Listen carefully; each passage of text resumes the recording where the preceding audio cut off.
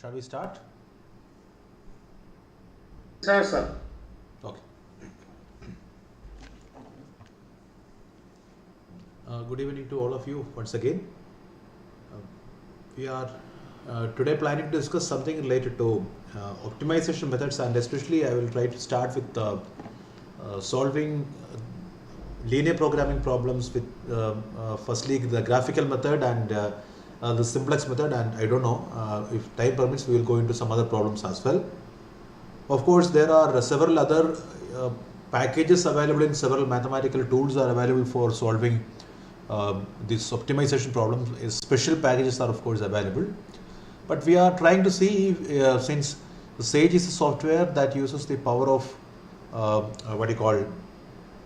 Python programming language, and Python programming language is behind many of the existing software. If we can do most of the things in SageMath itself, which essentially helps us to do most of our calculations in one single software. So we will try to see some of the commands, some of the options available here for solving some optimization problems. So let me start sharing my screen.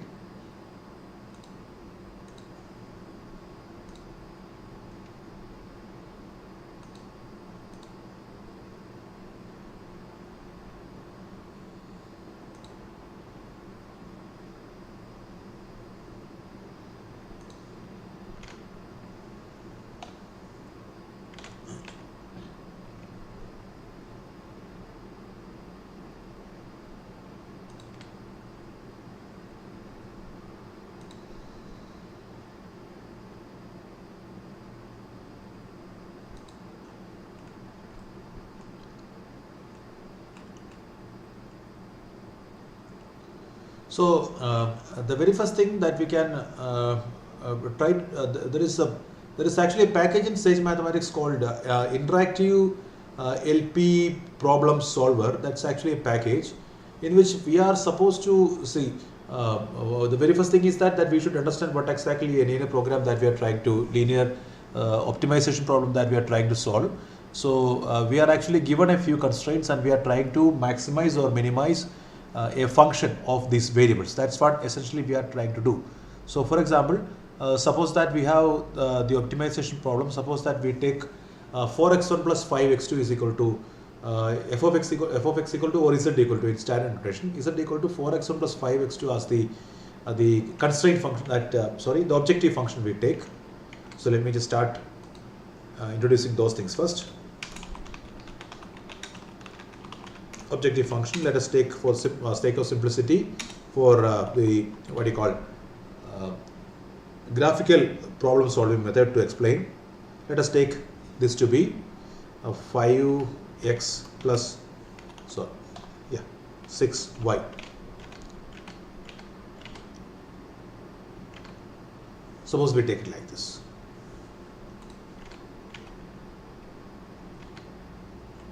Okay, this is the function we have. So 4x plus 5. Let me just take whatever example I have already done, 4x plus 5y. So now we need to define, so we have defined the objective function. Now we need the constraint inequalities.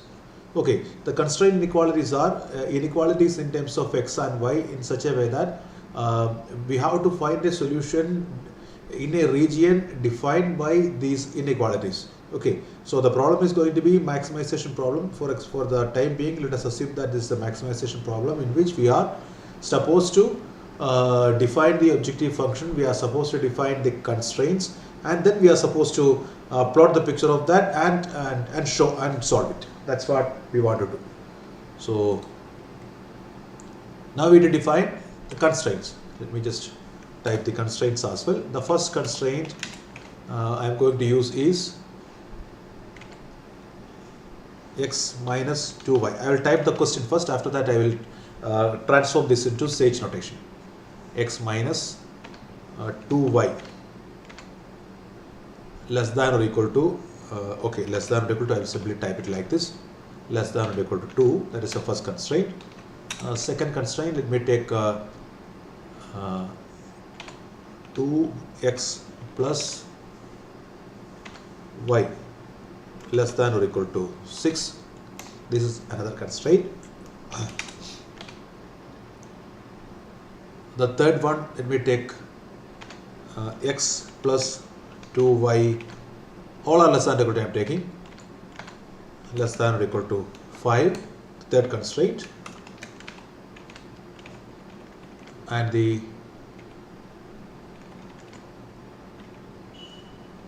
fourth constraint,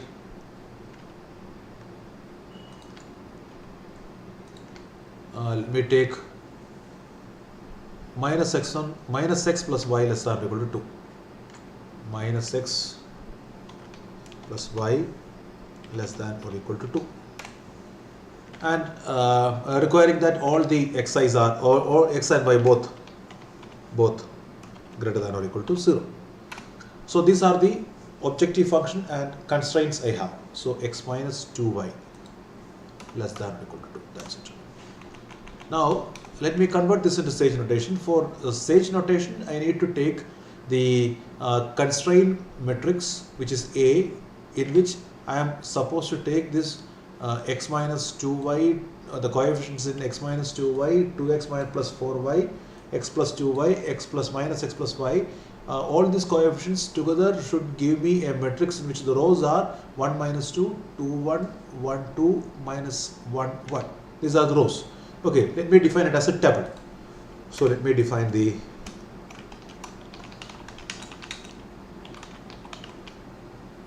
constraint coefficients. Matrix A equal to, defining this as a list of lists. So 1 minus 2, 2, 1, next list. The third list is 1, 2, and the fourth row is minus 1, 1. That's it. 1 minus 2, let us see if it matches. 1 minus 2, 2, 1, 1, 2, minus 1, 1. Now defining B similarly, which is the, in some way we can call that to be the resource matrix in some, if we want, because these constraints, they are all restricted by this B numbers. So B is the right side of all these. So B we are going to define it as just a tuple. So 2, 6, 5, 2. Now the cost matrix also we need to define, which is C. Define it as again a tuple. 4x plus 5y, so 4, 5. All the required parameters are now set. Now we are going to solve the problem using this A, B and C and the variables. And we have the restriction is that the variables are all greater than or equal to 0. We need to specify even that. So we are going to solve it, and so we can quickly solve this. So for that, what we are going to do is we are going to solve it and we are going to plot it as well. So let us take the solution to be equal to, so we have to, if we want interactive LP problem solving method, then what we get is, we will be getting, okay, let us see that. Interactive LP problem. The structure is A, B, C. So 3 matrices we have to give in order. Now mention what are the variables. So let us say that x and y are the variable names.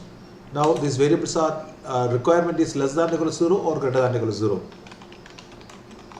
Define variable type to be greater than or equal to 0. Let us see.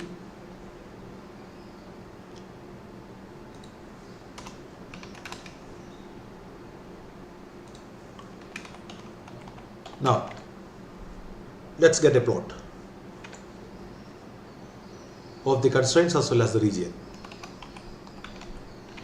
solution plot.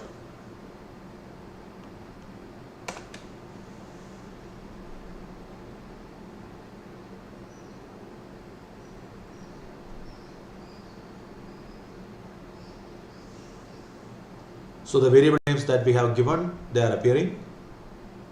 The feasible region is appearing with some F. What is this black line? See that the black line is crossing the x-axis at 4 and y-axis somewhere at 3.1, x-axis at 4. So y is equal to 0. So this black line is actually the optimization function corresponding to some values given. The feasible region is also displayed here.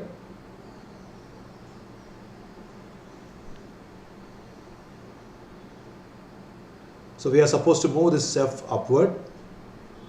So if we move this, assuming this to be a maximization problem, if we move this upward, we will be getting this line crossing the topmost place. We have not got a solution so far. We have not typed it. We have not asked for typing giving the solution. And let us see what this SOLN is. That also we can try and see. What is this? SOLN is nothing but it's just an LB problem. That's it.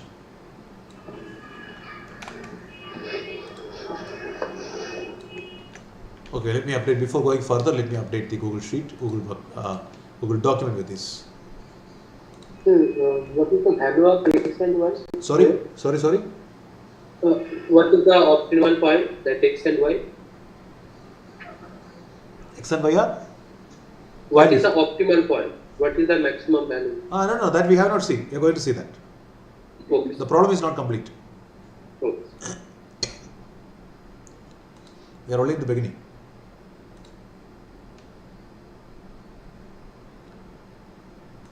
Let me update. I have not opened it. Let me open that and update.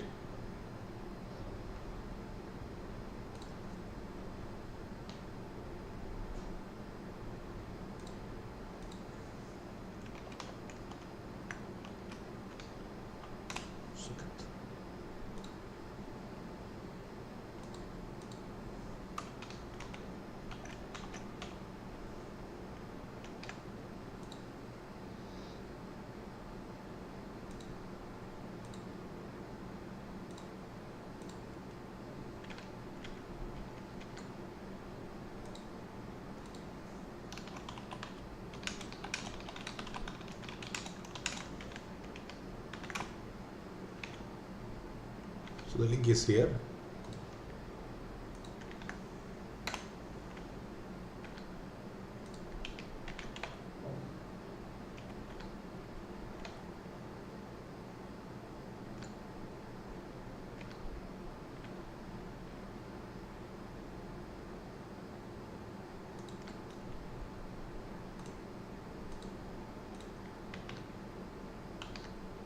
So I have updated the Google worksheet.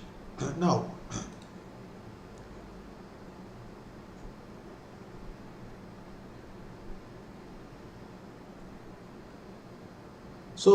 we have saved the problem inside P. Now what we are going to see is we are going to okay. Let us see that's. Let us see that problem in the standard form, and let us see the interactive. See, we have asked for we are actually asking for a method called interactive LP problem, and if you are asking for interactive LP problem solving, it essentially means that this is the graph of that. Of course, it essentially means that we need to see each and every step. So what is coming inside, what is leaving. So we have variables like x1, x and y are the variable names that we used, but see that we may require some other variable names as well, because here the constraints, there are 4 constraints, and therefore 4 variables are actually slack, surplus, etc. variables are actually required here. Okay, so let us just modify it. Instead of x and y, let us use x1 and y1, or x1 and x2, sorry. So otherwise x and y alone. Okay, now we are going to see.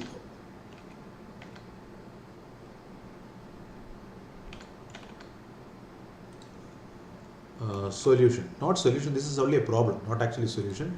We have already defined the problem. So problem is here. So PR standard form.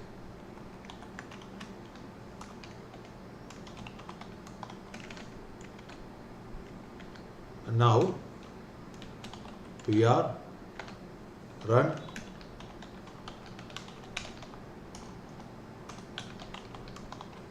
simplex method.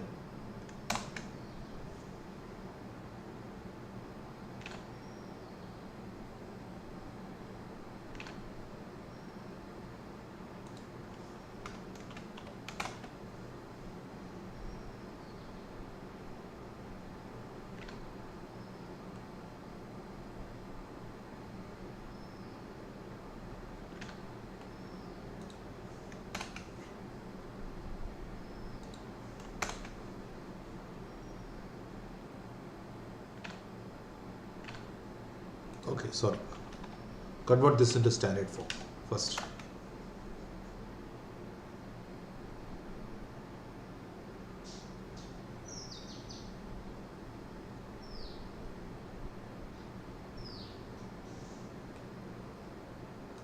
Oh, why is it not showing from the beginning?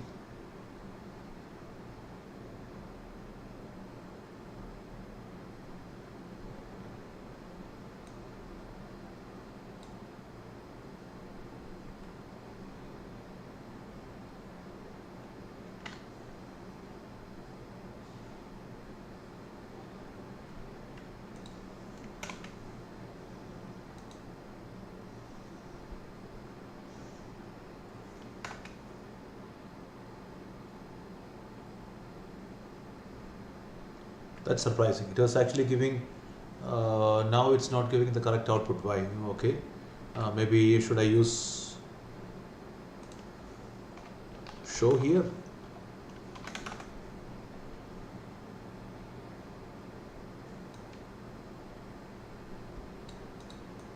Previously it used to give the correct thing, but now only the last part it's somehow showing. The optimal value is 16, optimal solution is 7/3, but the intermediate tables are actually only the last table it's showing. But why is it like that? Okay. So I don't know if you are trying it in your own machine whether it will work or not. I am not very sure. Let me just try with Sage Cell. Will it work? Let me see.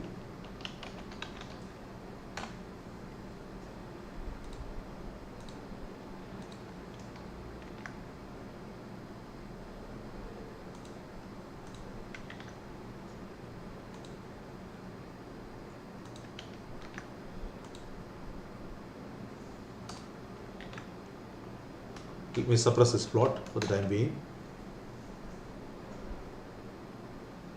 Here I am getting it better. Somehow I think there is some problem with my system version probably. So what I expected is an answer like this. So the interactive, therefore it says that exactly which variable is entering and which variable is leaving.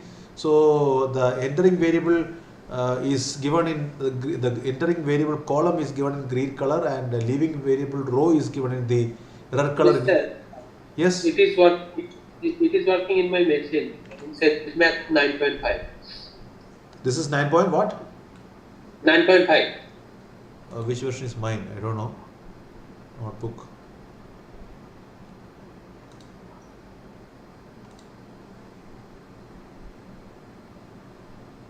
SageMath, this is version 9.0. That's probably the reason. Maybe it's not working in 9.0. Maybe it's in a higher version. It's probably working 2020. Oh, this is release date 2020-0101. You might be running something a higher version. I don't know. Previously it used to work. I don't know. In between some updates, it might have got created some problem or not. Anyway, this is working here. In this, it's working, but mine is not that version. Something else. Slightly lower version I have. So this is 9.0 for me. Maybe because of that. I don't know.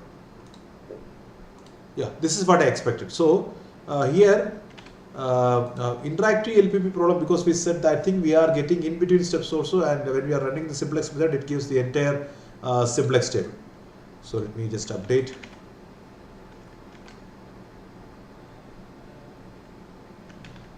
So which name I used? Okay, let me delete the entire thing previously I created. Okay, but I prefer to stick with my own system, even though it did not give the correct solution this time due to some reason. Or is PR having some other meaning? Okay, let me just see. Is it because of the plot?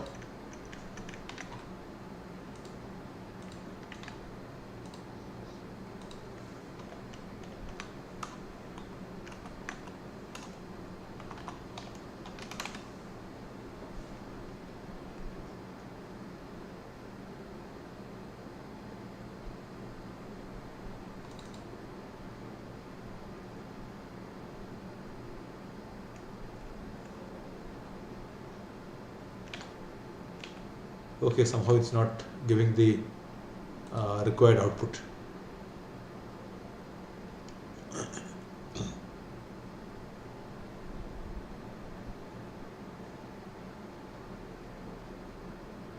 Or can I just use view? Maybe I'll try to.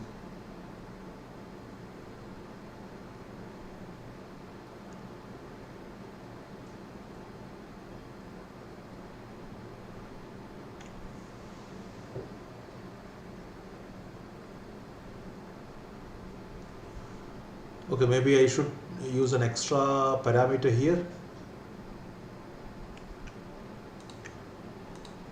Typeset.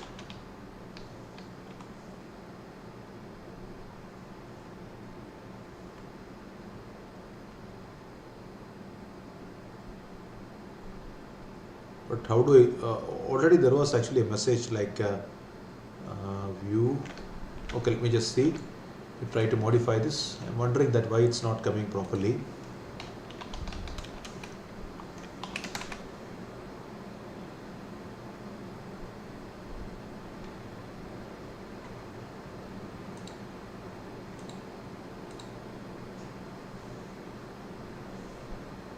No, even that's not giving the correct thing. So what should I do for getting?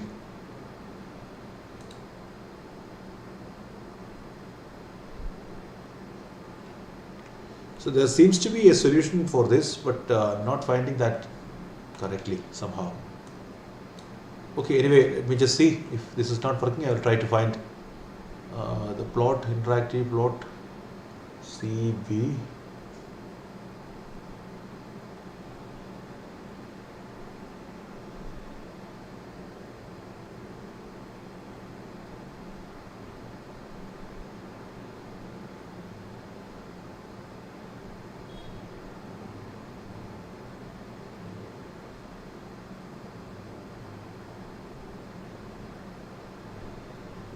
Okay, let's just CB. I'm not.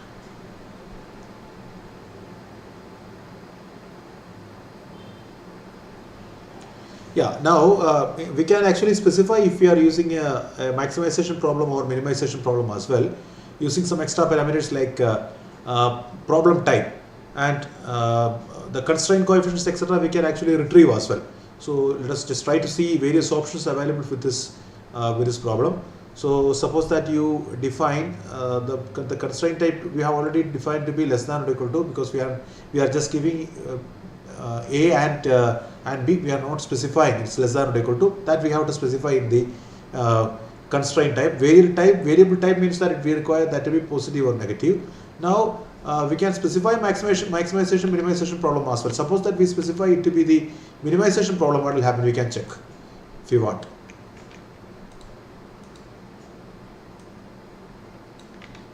Suppose we specify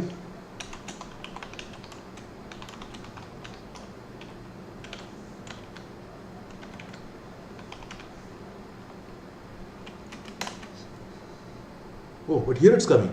Oh, but there is only one step.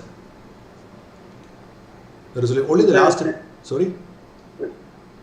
So sir, the default it is maximization. Yes, if you do not specify anything, it's maximization. Let us see if we specify it to be maximization, what will happen?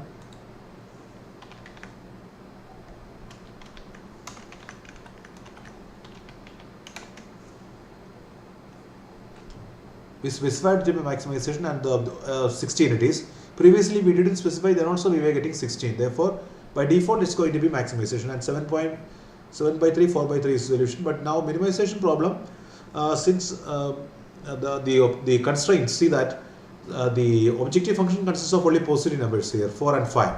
Therefore, in the minimization problem, we can actually guess quickly that if 0, 0 is in the if 0, 0 is in the feasible region, then definitely 0, 0 is going to be solution, provided if we are asking for a non-negative solution. So exactly the same way he is replying. The optimal value is 0 and the optimal solution is 0, 0. That's natural, expected.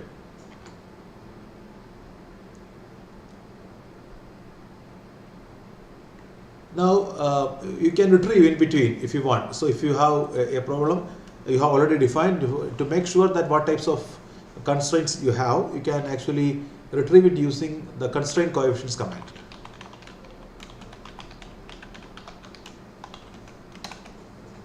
So this is the initial one. Initial one we have fed 1, 1, 2, 1, minus 1, right?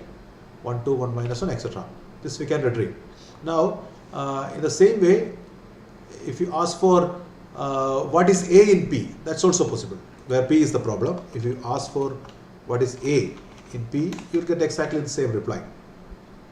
And you can try probably P of, see, A, B and C, these are all standard things, standard notations. Because we defined, P is actually defined using A, B and C, therefore exactly the same thing it will return. But had we used this, instead of the small b, had we used capital B, he would have also returned the capital B thing. Now, once you already have a problem, and suppose that you want to modify the problem adding some constraint, that is also quite possible. But for adding the constraint, remember that you need not have to modify the matrices, but instead of that, you need to just specify the coefficients of the added constraint, then the B, right side B, and then what type of constraint it is you need to specify. That's it. So for example, now we already have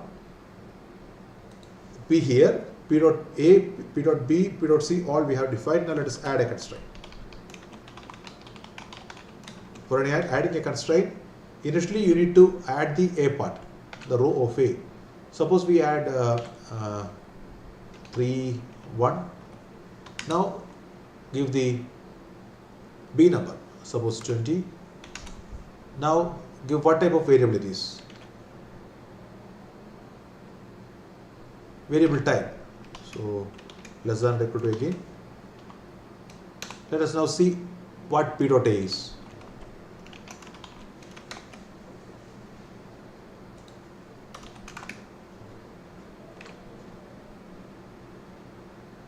Add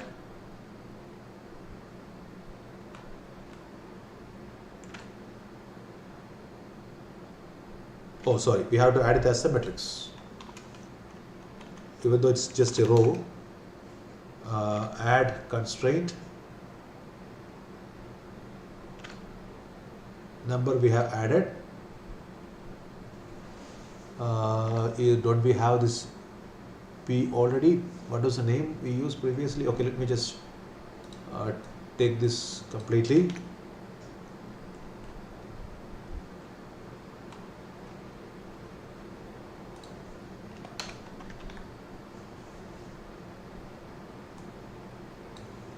Use this.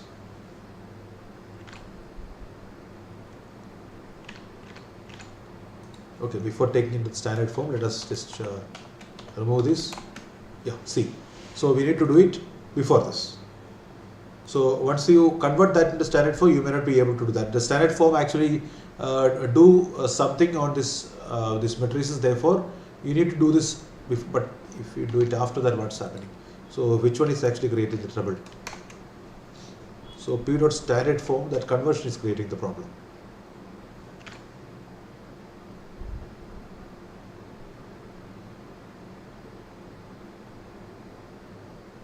Sir? Yes. See, in the earlier method where you have applied simplex method. Before that, we have plotted the. In fact, we have seen the graphical method of obtaining the optimum solution. So there, that point was showing that in that plot, that point was the maximum point, right, sir? Here? Yeah, here, this point. That is not, I don't think that that's the maximum point. It simply says that you need to move it higher further. Sure. Sir, I also think that that is the maximum point. But maximum point, Because- it says that it is 7 by, okay, let us see what the maximum point was. 7 by 3 something. 7 by 3 and 4 by 3. So therefore, x coordinate is 7 by 3, right? Yeah. the 2 points are one. So that's the one. 7 by 3. 7 by 3 is how much? It's 2 point something, right? 2 point something, yes. But now it's not actually pointing towards 2 point something. So not that's at the arrow point, that bottom point of the arrow, that where all the yes. This one, this point, this point. Right. This one, yes, sir.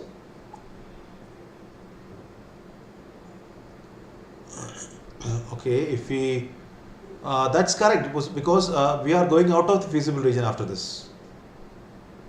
This point, this dot point, right? Yes, sir. Yeah. So Yes. That dot point is actually the feasible, is the optimal solution because we can see from this picture that the feasible region is actually defined to be the intersection of all these constraint lines, right? Yes. So that Yes. that yellow region, green region, this red region, and as well as this kind of this bluish kind of region, everything must coincide. Yes, sir, it lying on the corner of intersection. Yes. If you move out of this point, dot point, if you go further up, you will be getting something less. Sorry, you will be going out of the feasible region. Because that yellow region is ending there, and the green region is also ending there. So my question is, can we determine this point using the graphical method itself rather than going for the simplex method? So if you want to determine that that method using the graphical method, that this particular command is not going to be helpful. Instead of that, what you are supposed to do is you need to define the constraint line. You need to plot the constraint line using the already available tools in Sage. Okay. If you define the constraint lines, of course you can do all these things manually. That define the constraint line. Now determine if it's above or below. You can sketch it. You can sketch above. You can sketch below. You can sketch above. See, essentially, your feasible region is going to be a polygon, right? Correct. Your feasible region is going to be actually a closed polygon inside which you are trying to optimize. So you can determine that polygon to be the intersection of certain things, and if you fill the polygon, you can observe graphically that where that you can see visibly, you can quickly see where that region is. Now after getting that thing, what you need is you need to evaluate the objective function at the corners. Because we know that the optimal solution exists at on the boundary point, and not only that, at the boundary point, the feasible that objective line will be exiting through one of the corner points. That's the theory, right? So suppose corresponding to parallel to this F, we can see several lines. Parallel to F, this not parallel to F, parallel to this black line, you can see several lines. Here, etc. So since you are trying to get a maximization, you need to lift this dotted line upward. See, just look at this dotted line. Line between 2 and 1 on the y-axis, you can see a line. Suppose that you are lifting this line. Naturally, this line, when you are lifting this line, you will be getting better and better z values. You are going to get better and better values if you are lifting it upwards. So you can how much you can lift. It's you can lift as long as your line has a part staying inside the feasible region, but the line will be exiting the feasible region through one of the corners defined by these line segments. These line segments definitely define what you call a feasible region as a closed polygon with corners. So your exit will be through corner or through boundary sometimes. So even if you are exiting through boundary, the boundary also consists of the corners, right? So if you want to solve it using graphical method, draw the lines, draw all the lines, determine the feasible region. You have to do that manually. After determining the feasible region, evaluate the function at the corner points. Now, how do you find the corner points? For finding the corner points, take the intersection of each pair of lines. So those points will be the corner points. Okay, that's what you can do manually. But here, if you are using interactive LP problem, it will be automatically giving all these things without going into it. Is not actually solving it graphically, but instead of that, it shows the graph and it solves. That's it.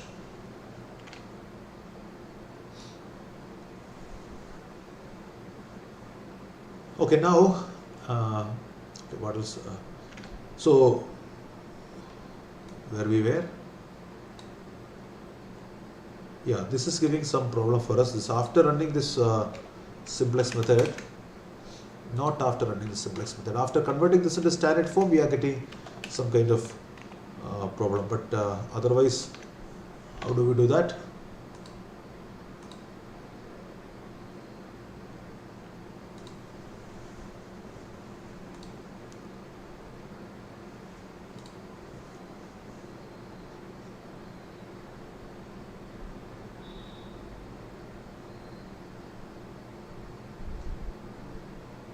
I'm just thinking why add constraint is giving some problem for us.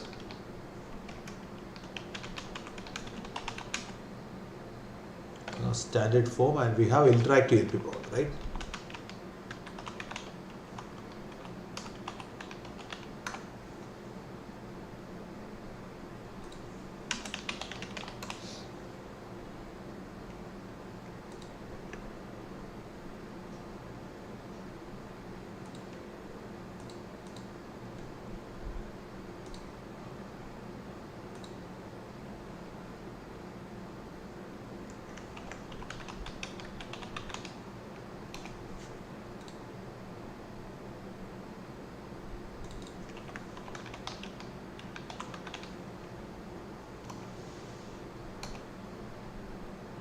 So there is an interactive LP problem as well instead of even this.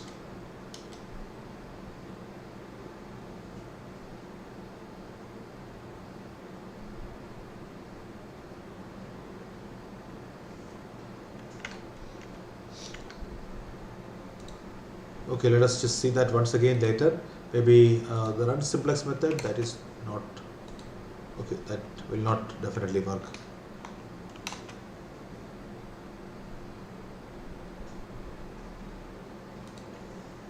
Oh, this is certainly working. This is also working. A, B, C,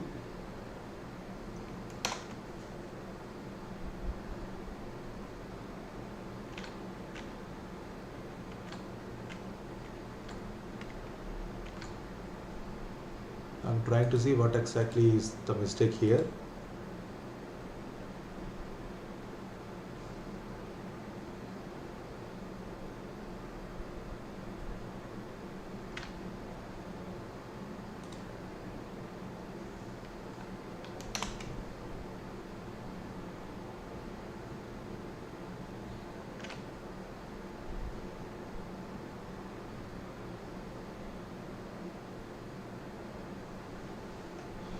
Okay, so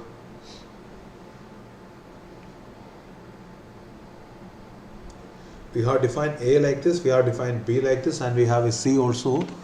We just slightly modify the notation. We have a C as well here. So we have taken interactive LP problem A, B, C, and after that problem, okay, let us drop a few variables from here. LP problem we have.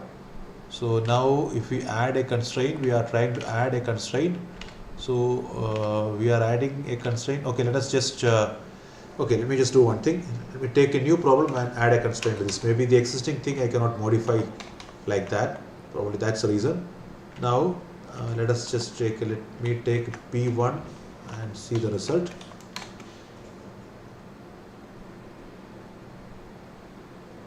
Not 4 and 2, what's the mistake here? A, so add a constraint 3, 1. So what mistake I did here? A, B, C.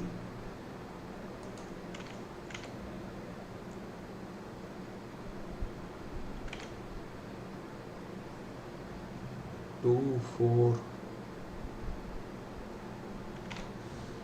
Oh, probably, okay, no, I did the correct thing only. So C is 4, 5, add a constraint 3 and 1 I am adding. So A is this, A has 4 rows, B has 4 values correspondingly, C there are 2. Now I am trying to add a constraint. Add a constraint means 2x plus 4y less than or equal to 2000 is what I want to add. 3x plus y less than or equal to 20, that's what I want to add. So I am adding that, but I am not getting it correctly somehow.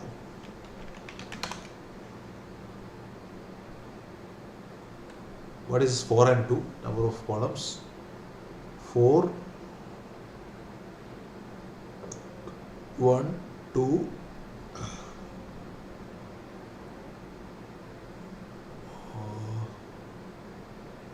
So this is C.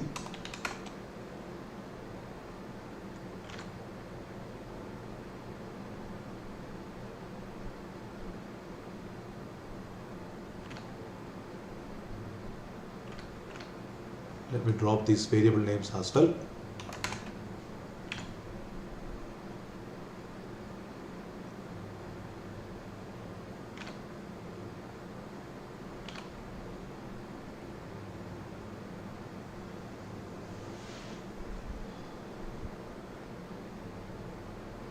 It's very strange.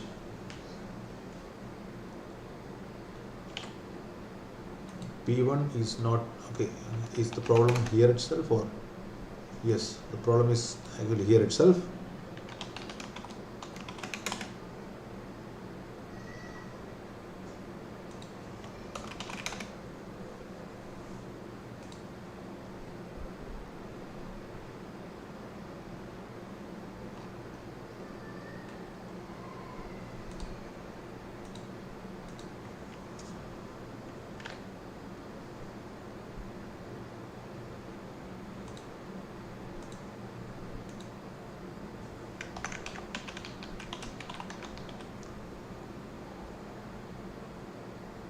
So let me just try.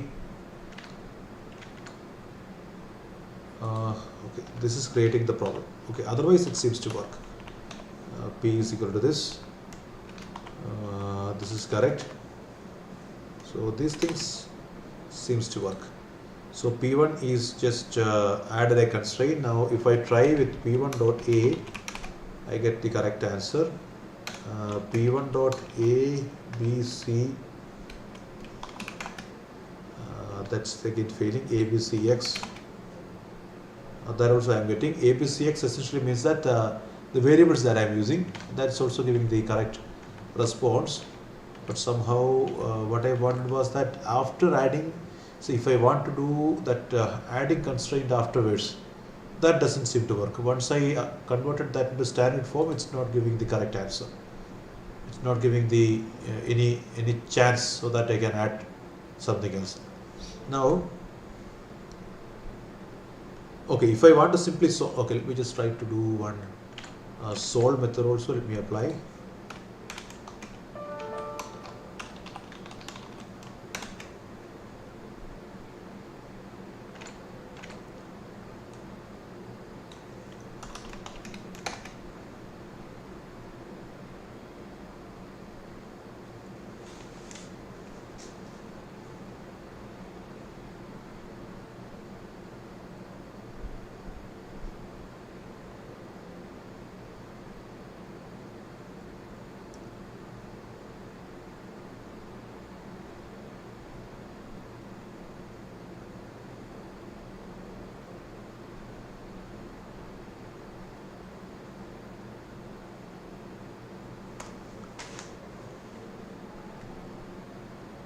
So what is this LP problem? Educational purpose only. If you want to solve linear program, mixed linear program. Okay, maybe we can go into that. I think this is creating some trouble. This LP problem is not completely working. So supports LP variables on the left, constraints B vector, X default, constraint type default. That's why probably it's not giving the correct answer. Okay, let us just try to slightly modify this. Instead of this technique, let us try to use the mixed as suggested here. Mixed integer linear program. Let's modify it.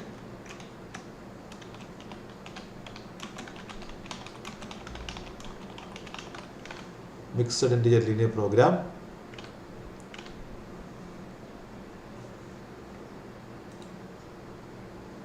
Let's try to do that. So okay, let me just I'm just dropping this particular problem. Instead of that, I'm trying mixed integer linear program. You can just restart these things. Somehow the other one, which is said to be for educational purposes, this doesn't seem to actually give the correct thing. So mixed integer linear program. Now let me add the functions.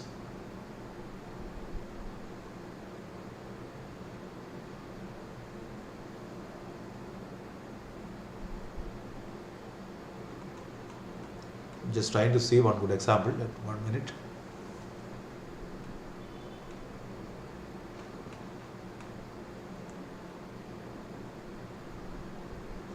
Okay, I'm trying to add mixed linear program. I have already given. So I'm going to use maximization type here. So mixed linear program. Not this. Maximization equal to, let me give this to be true, and I'm using a problem solver library called solver equal to GLPK. I don't exactly know the meaning of this. I understand GLPK, graphical linear programming kit. I think that's what the meaning of that, GLPK. So now I'm going to set the objective function the following way.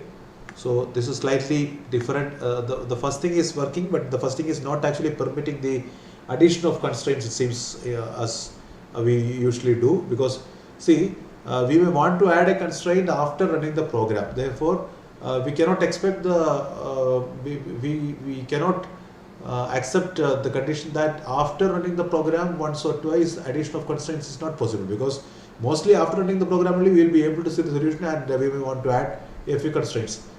Maybe because it's for educational purpose, it's not permitting that that thing. It's not actually a seriously developed module, it seems, but it's interactive. It gives all the steps.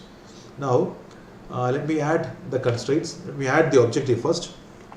Let me take p small p set objective. This is mixed integer linear programming. Objective is I am taking an example from the documentation. 12.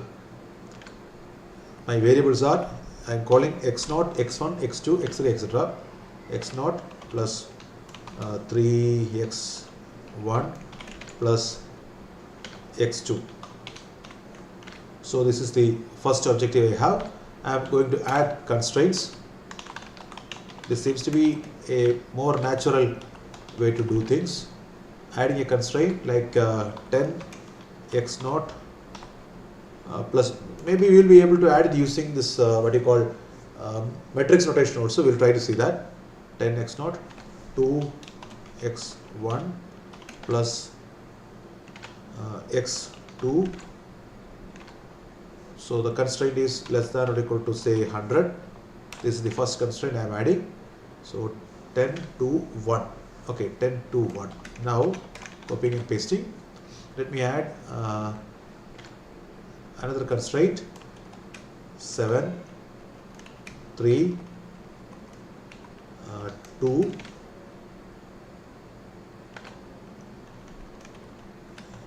77. One more constraint. Okay, let us see this itself. Let us see this constraint itself is enough. Let us see what exactly the problem is. Oh, we have to define x to be a variable first of all. We have not defined x anywhere. Straight away we are using something else. So let us define x to be a variable in the usual Sage sense, but not as an LPP variable. So we need to define it as an LPP variable so that x0, x1, x2, all these things make sense. So p dot new, p is a mixed integer programming problem. P dot new variable, and let's take it to be non-negative.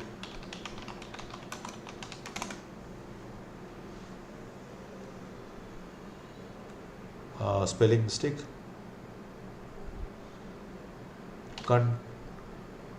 Add constraint.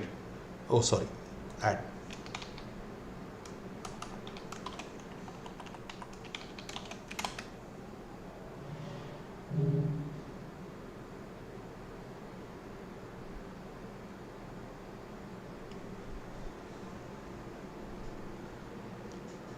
So Sage says that the problem that we have defined is 12x0 plus x1, 3x1 plus x2, and the constraints are 10x0. Okay, 10x0, right. Now we can add constraints again. Now to solve this, what we are supposed to do is we are supposed to ask for the solution. That's it. So now interactive. Okay, but this is not interactive. The only thing is that it will simply solve. That's the only thing.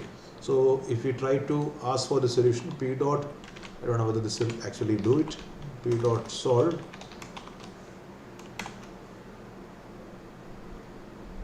The solution is here.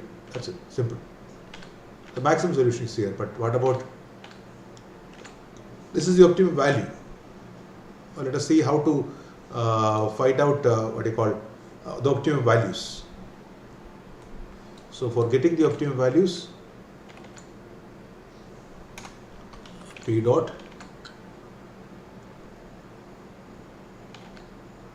get values of x.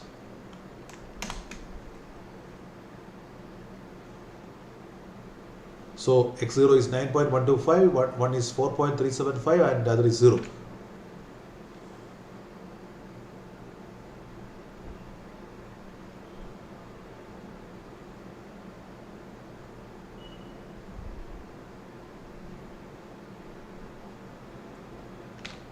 Okay, let me just update. Let us see how to convert this into an integer later. Let us take this to be the solution. I'm updating the Google Sheet. Done.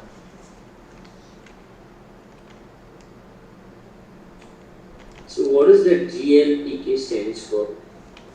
That's a solver. That's actually a package using which it's see, in the mixed integer linear programming, there are different methods for solving this programming. So one of them is GLPK.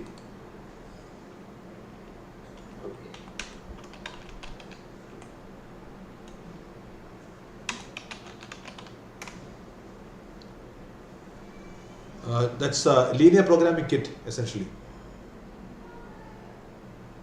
LPK stands for. See, Sage is actually making use of some other software bundles for solving these linear programming problems. So one such linear programming package is called GNV Linear Programming Kit. That's a backend. So we don't know what exactly is happening. It's using that. There are different packages like that. So GLPK dual simplex method, primal method. There are several branch and cut method. All these kinds of methods are available in GLPK package. If you specifically ask for GLPK package, it will be using that. Otherwise, it may be using some other method.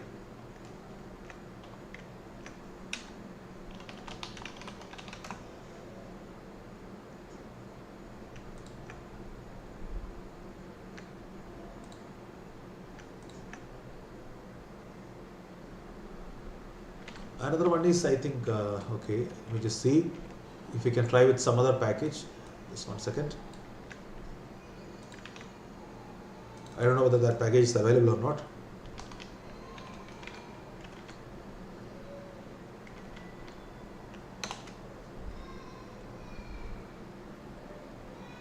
GLPK. Okay, these are the packages. Coins, Simplex. These are solver. You can set it to interactive LP. If you set it to interactive LP, we can see what happens. This is not there. But still you are not getting any interactive thing. Maybe you can just see mixed integer linear programming. Let us see the what you call help of this.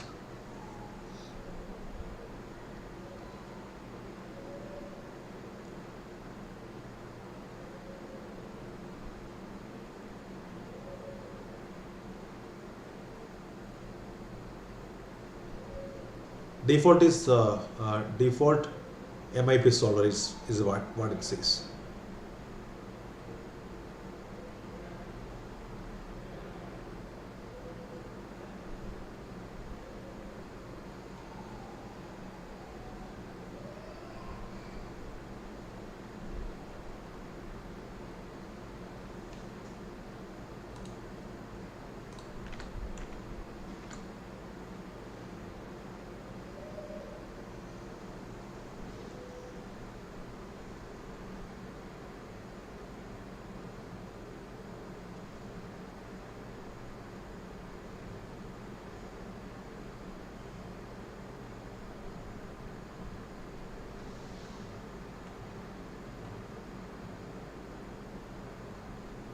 Now you can try to put some extra what you call commands as well.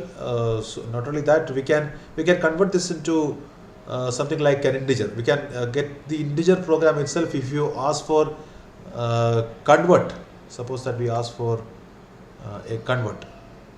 So already we have the values. We have get values x. Suppose that we ask for convert equal to QQ.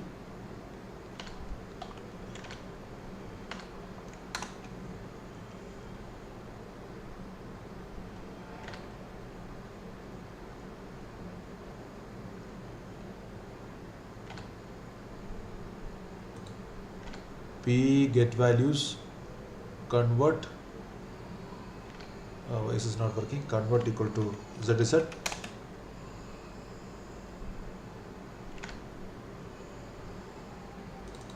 It is strange that some of the versions are giving this correct answer and some other versions are not giving it.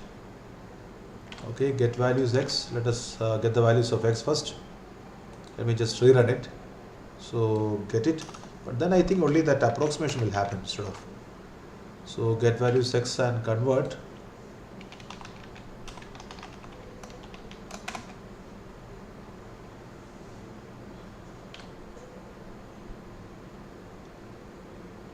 That's really strange. These things used to work, but now it's not working.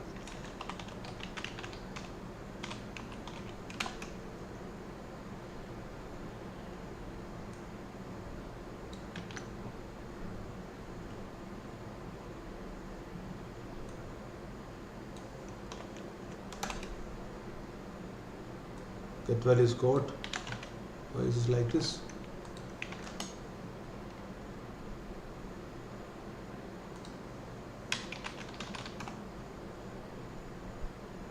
Somehow I am not getting any help also, that it simply says that it's not giving the correct. Okay, so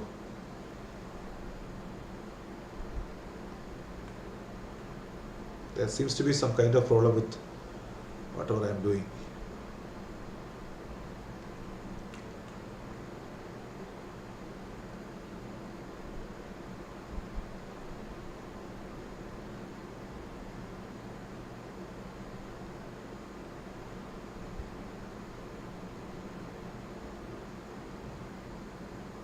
It's only giving the final, but the interactive thing even, there is a method, but doesn't seem to give the interactive type of output as in the case of the original problem we tried. Interactive.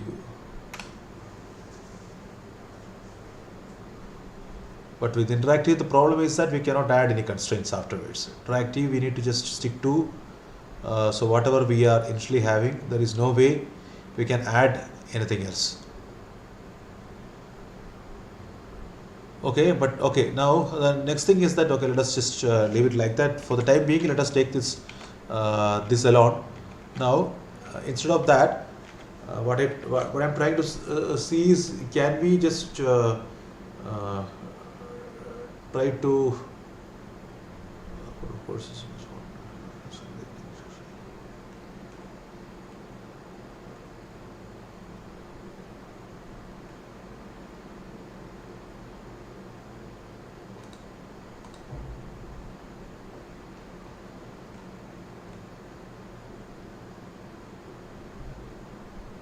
no, there doesn't seem to be a way to get it interactive other than using that that previous problem.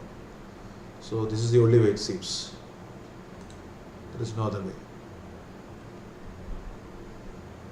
Okay, let us explore the options available at least with these things and see if these things are giving us something or not. Interactive problem, interactive LP problem, base string. So add constraint is working, of course, with the interactive thing, but the problem is if you try to solve it after that, it's not giving any add constraint this thing. So if you again go back to the interactive, okay, that was actually the best thing that we can have for at least for the educational purposes, as Sage already said, that for educational purpose we actually want to see what these kinds of what you call the intermediate steps. Okay, let us just go back to this. See, if you want to simply solve the problem without going into intermediate steps, the best thing is to actually use this. So how to get the integer value thing, it's not very clear as of now. So get values is giving only the direct, the real number values. It's not actually giving the rational values or anything like that. So it's giving the rational value, of course. It's giving the rational value, but it's not giving the integer value. Okay, let us see that now itself. Today itself, we will try to see that why it's not giving the integer value, even though it seems to be, even though it says that it's mixed integer programming. But before that, let us try to see something related to this interactive LPP problem itself. So the dual of that. Okay, we have already defined the problem. So how do we get the dual of this problem? That's the first thing that I want to just see. So dual problem. Let me just take dual problem to be p dot dual. After defining the interactive LP problem using this A, B, C and all these constants. So p dot dual. What's the reply?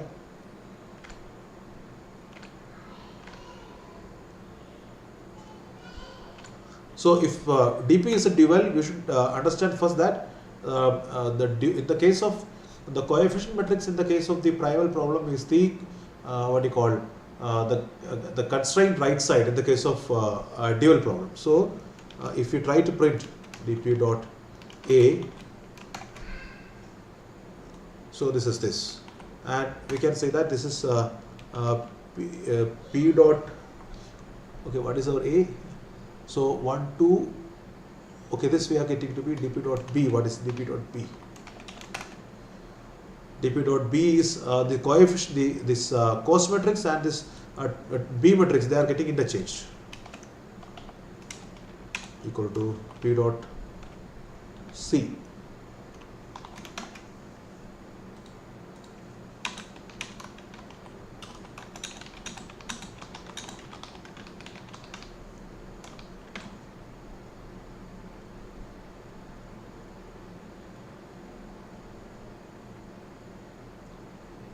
Now the feasible set also we can probably find out. P dot feasible set. Let us see the effect of this command. If you go for the feasible set,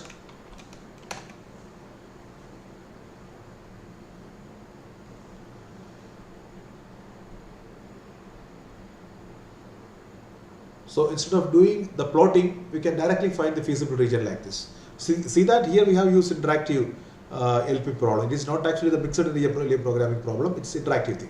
So now what about DP?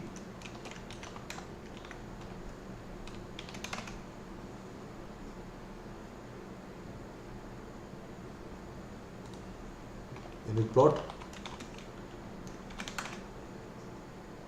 Oh, sorry, we cannot plot it because we have gone out of what do you call the actual problem is a two-dimensional thing, but the dual problem is not going to be a two-dimensional thing, so we cannot do that. So this is it.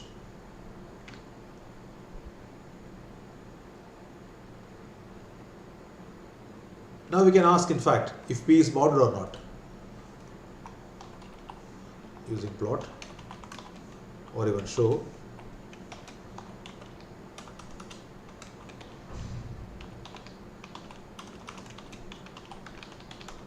If this region is bounded, is feasible, is bounded. Now we can even ask if some particular point is actually a feasible point or not. Even that is possible. So we have seen, okay, let us see that plot first, and after that we will ask for. So we can see that a point after 3 with x value is equal to 3 is not a feasible. X value equal to 3 is not a feasible point. Let us try to ask if that is true or not. Is feasible which point? 3, 2 is feasible 1, 1.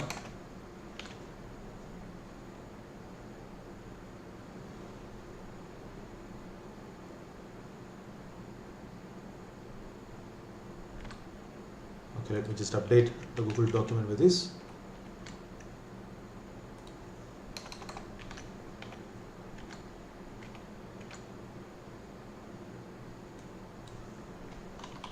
Clubbing all this in a single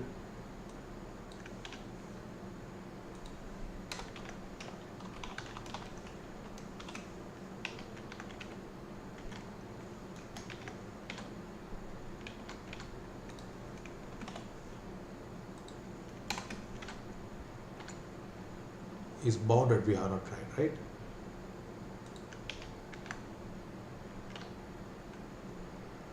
Yes, I have tried that.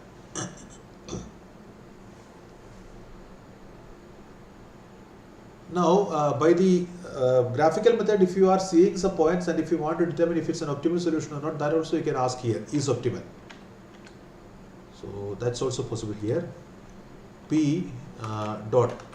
See that here 2, 0, 2 is a point on this. You can ask.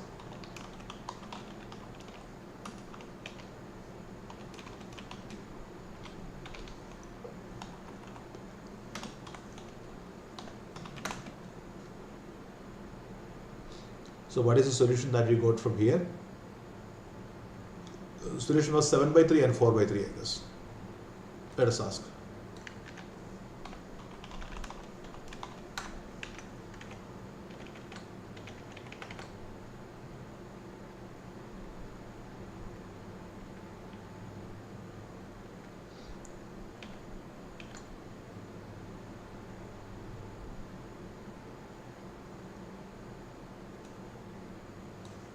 Seven by 3, 4 by 3.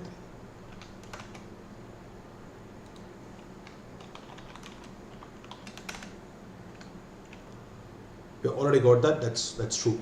That's optimal. So, yes. Is it possible to somehow locate the boundary points using any commands in the above graph? So boundary points actually consists of boundary point. What do you mean by boundary point? You mean corner point? Points, maybe the edge points. Corners, right? Yeah, corners.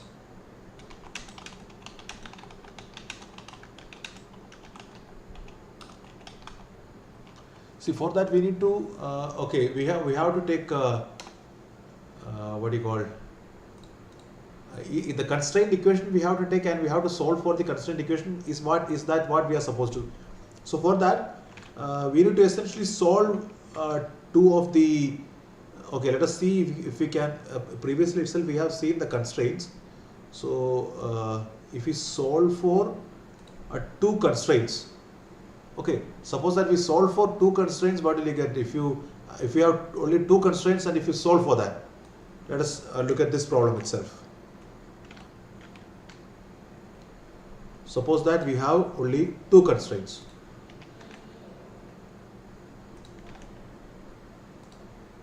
Suppose that you have only this much,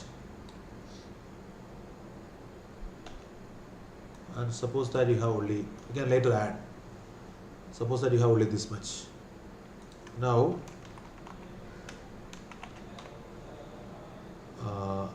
2, 6 and, so what is the feasible set here? Let us see. So feasible set here consists of, okay, still we have that x greater than or equal to 0 bound is already here. So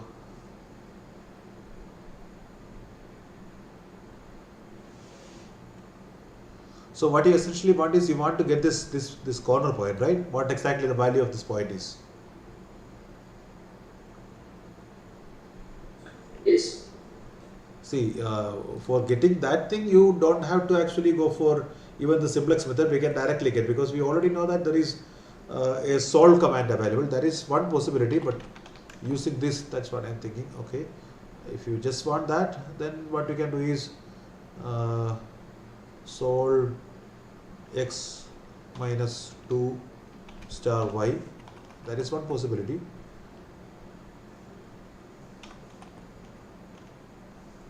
Equal to 2 and 2x plus y equal to 6. Solve for xy. If we ask for 2xy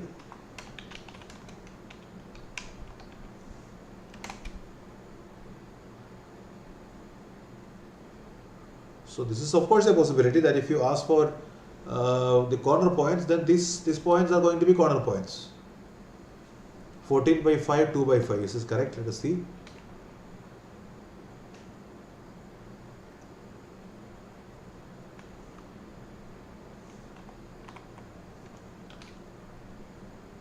So 14.5 and 2 by 5. Let's say in the plot, if 14.5 is approximately how much? It's approximately 3. So x value 3.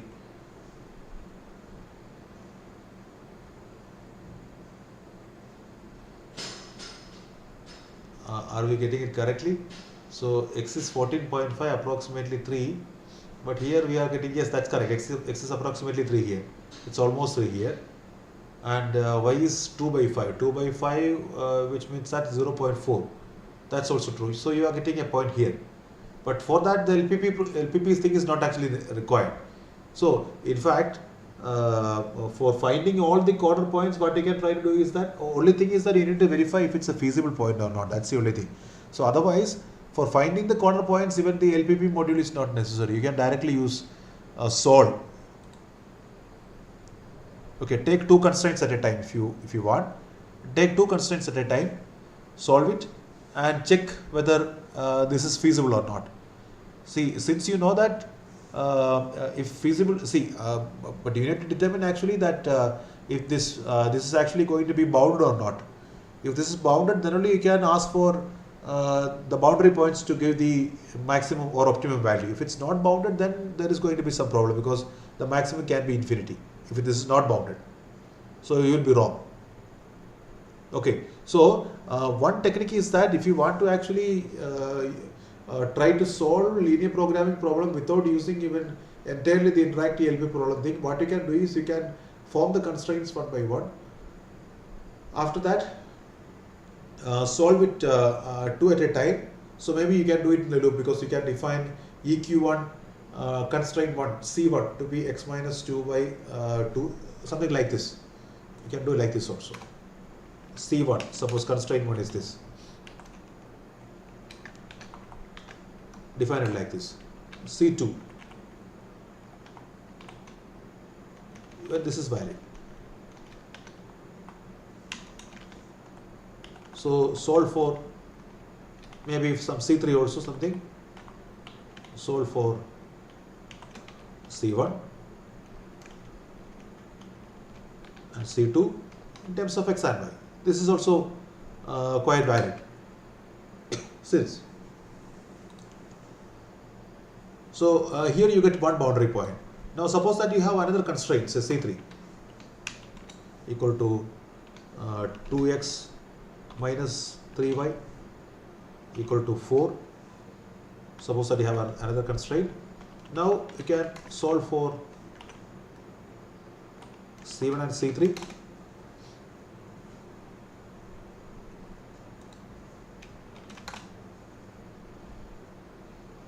You get another boundary point. So x equal to 2, y is equal to 0 is another not boundary point, it's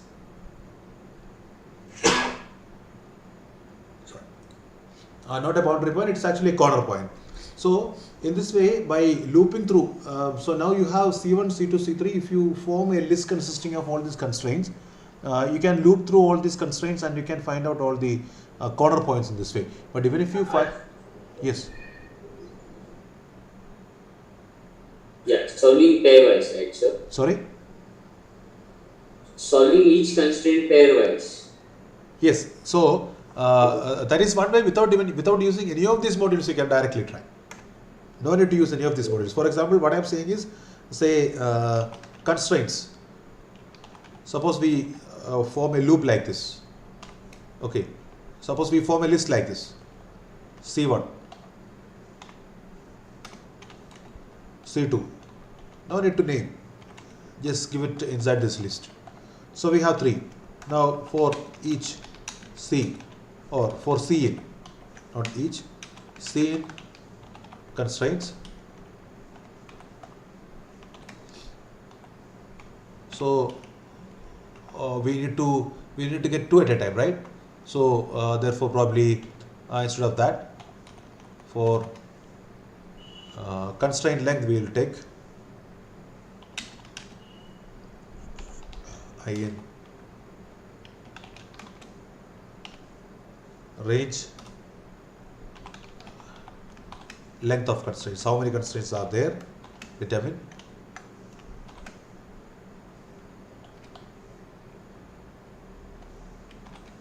So there are 3 constraints. So what to solve? Constraint I and constraint I plus 1. Therefore, you should go only one below, because 1, 2, oh sorry, you need to loop through all these, right? So this is not actually the correct thing to do. So you need to take one more loop for ij.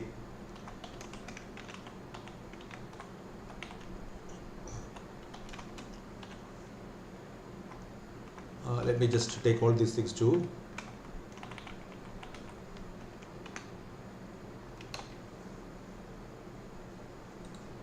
Another block here.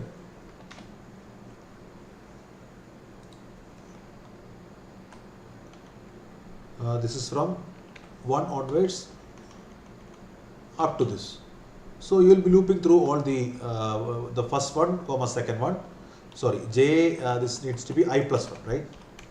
So if you take the first one, we should get the second one.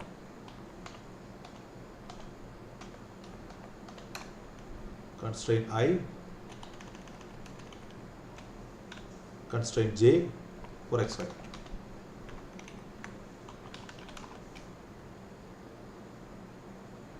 So we can even print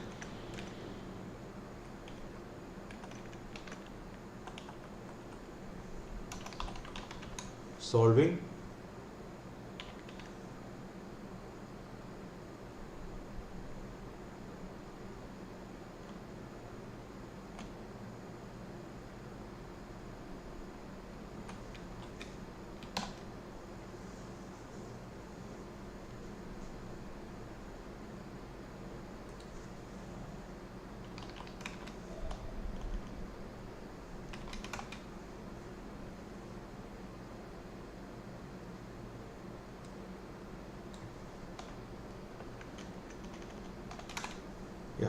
solving x minus 2y equal to 2, 2x plus y equal to 6, and solution is 14 by 5, 2 by 5.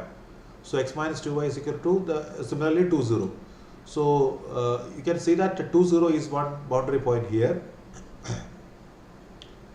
and 11 by 4 1 by 2, y equal to 1 by 2. Where is that y equal to 1 by 2? This is for solving what? Okay, I think I randomly added instead of the previous one. That's not here. So 2 minus 3 4. 2 minus 3 and B added 4.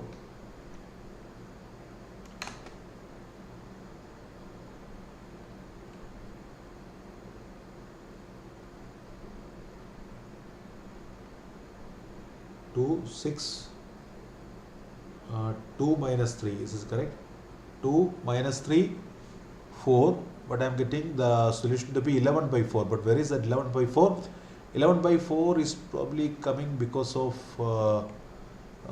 why is that 11? Where is that 2x plus y equal to 6 and 2x minus 3y is equal to 4? But that line doesn't seem to appear anywhere here. That's not in the feasible region probably. 11 by 4 is approximately 3. Okay, 11 by 4 is 3, right? That's sorry, it's there, it's here already. So that's this point. Now 2 0 is a point, yes, correct. 14 by 5 is approximately 14 by, but that's not correct. 11 by 4 is approximately 3. 14 by 5 is also approximately, but why is it happening like that? 1 by 2, 0.5. So y should be 0.5 in the first one, and in the previous one it's 2 by 5.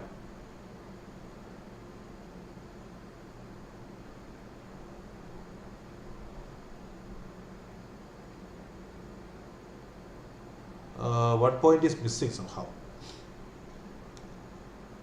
The 2 by 5 is 0.4 approximately. That's probably 0.4 height is somehow missing, it seems.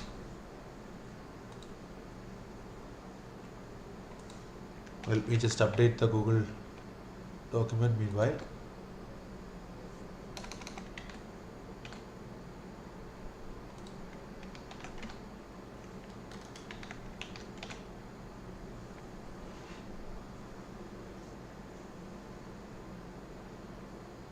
But 2x plus y is 6, 2x minus 3 by 4. So which essentially means that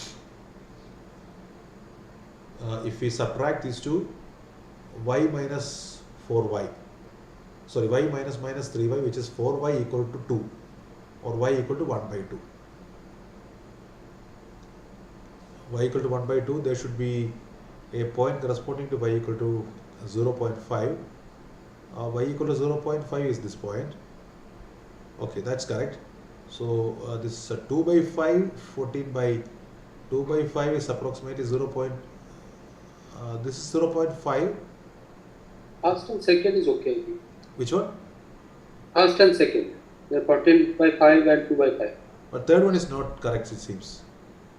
But third one should be correct, no, because we must have, we have 1 point, 2 point, 3 point. 3 corner points are here.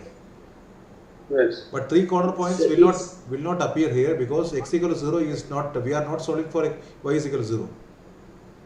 So is any of the constraint is missing in this above Series. one? Because there are only one intersection. Here we have 1 minus 2. It is only 2 lines actually. Yeah, exactly. You have taken only 2 lines here in this Yes. diagram. Okay, okay. So third line is missing. Probably simplify it.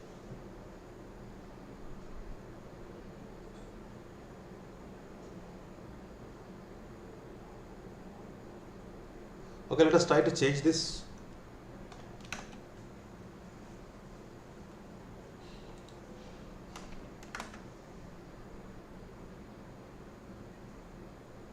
One line, second. Even then the third line is missing.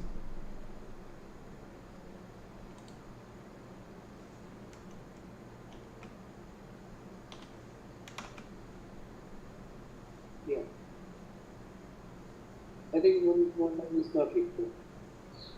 I think somehow the one constraint probably it was redundant. I don't know. Right, exactly. It was getting merged inside something else. That's probably okay. Let us try -1 3 here. -1.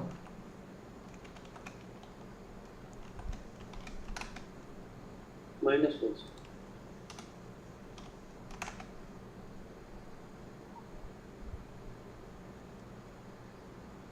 Is 14.6 somewhere there?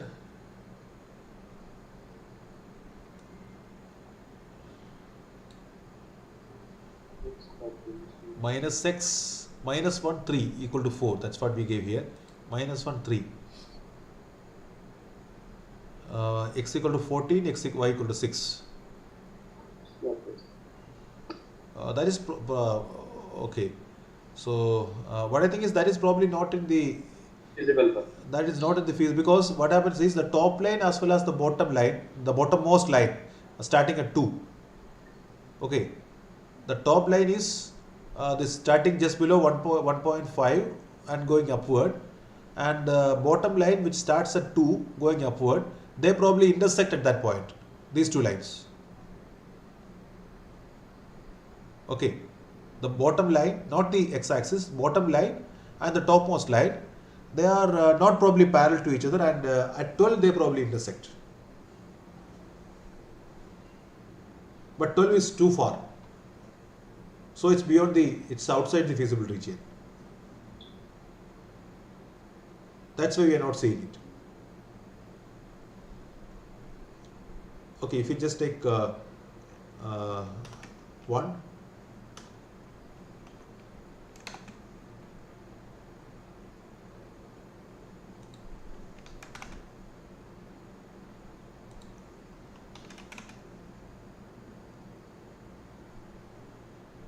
So it's this one. Okay, this is negative. Those we cannot take this.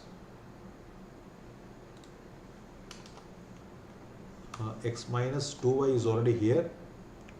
X minus 3y, if we take 3 star y, still we have a negative solution. 2x minus 3y. So this probably will give 2x minus y, 2x minus 0, okay, go to 1.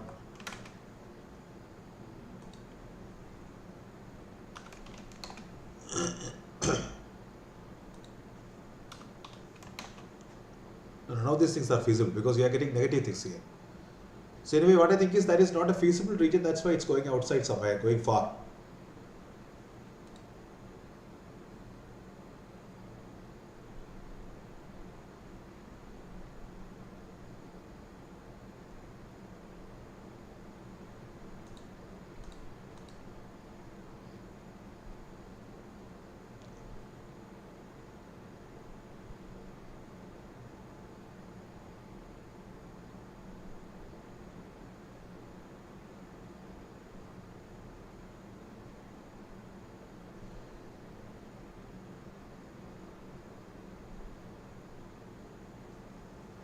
Okay, that's how we can solve this. So the only thing we have to make sure is that this is a feasible solution or not, that we need to verify. That's the only way.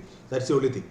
So once you get a solution out of this, once you get a solution by solving this what you call, all the variables have to be non-negative, but even all the variables being non-negative does not actually guarantee that you will be getting a feasible solution. But for getting a feasible solution, it has to be inside the it has to satisfy all the point has to satisfy all the constraints. But how will you make sure that it satisfies all the constraints? Then you need to substitute this into the other constraints and you need to verify. Right. Once you locate this intersecting points, what you need to do is you need to again loop. Okay. You need to again loop through all the constraints, put these values into each of the constraint, assuming that you have less than or equal to. After substituting the value, if you are getting less than or equal to be true, then you can say that this constraint, this is a feasible solution. Otherwise, it's not a feasible solution. Something like this. Suppose that we got it. Okay, suppose that all the solutions we are storing as lists. Solution list.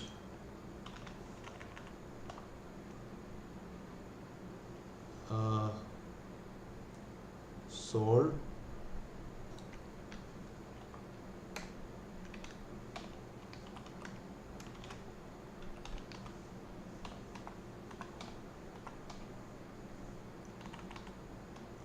solution list is obtained by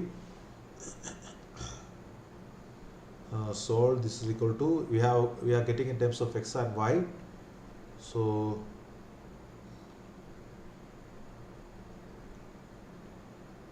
0 dot 0, the first one dot RHS, that is 1,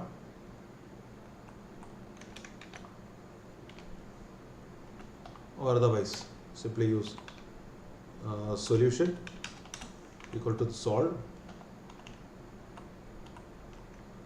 in terms of x and y, solution values.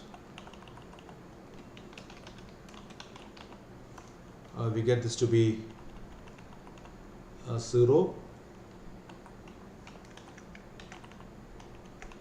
solution 0,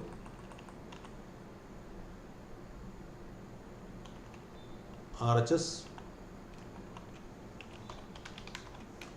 append these values, solution 0, RHS,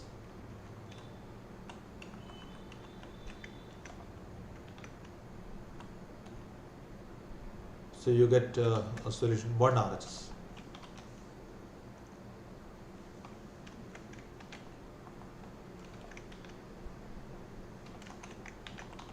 So what are the solutions we can see here?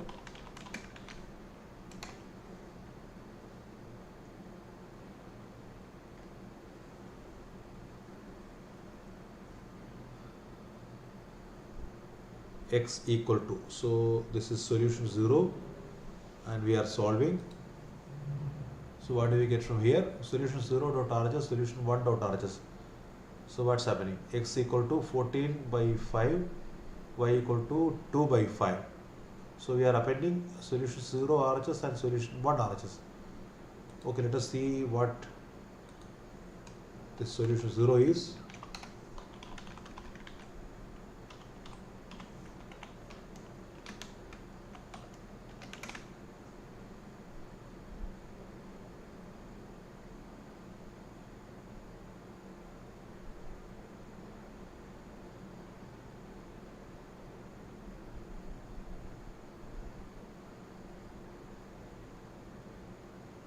What do you get from here? Solution equal to solve, solving, we are getting solution. So x equal to 14.5. So it's simply printing the same thing back or what? Oh, this is a list of lists. Okay, sorry. Therefore, we require solution 0, 0. And solution 0, 1. So we will get x equal to y equal to. So instead of these, 0, 0, 1.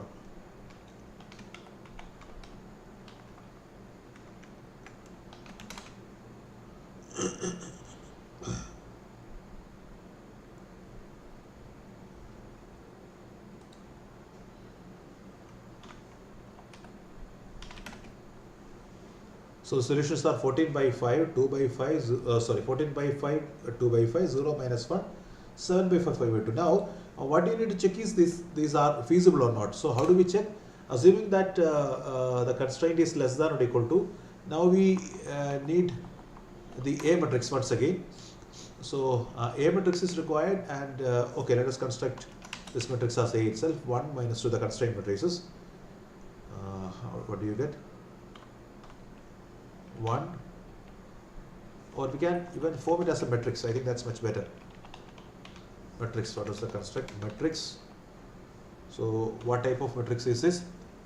This is a 1, 2, 3. 3 rows are there, therefore 3, 2 matrix and the values are 1, minus 2, 2, 1, 2, minus 1. These are the values.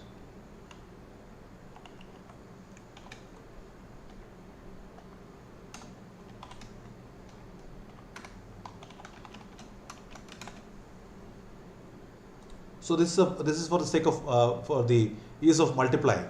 So now instead of appending it as a list, what you can do is, so what we need to check is if A into xy, okay, not A into xy, the first row of A into the column matrix with xy as the values, is it giving a value less than or equal to 2, assuming that to be less than or equal to, b equal to matrix, suppose, so it's a column matrix, therefore you need, so how many are there, how many constraints? 3 constraints, therefore 3 by 1 column matrix.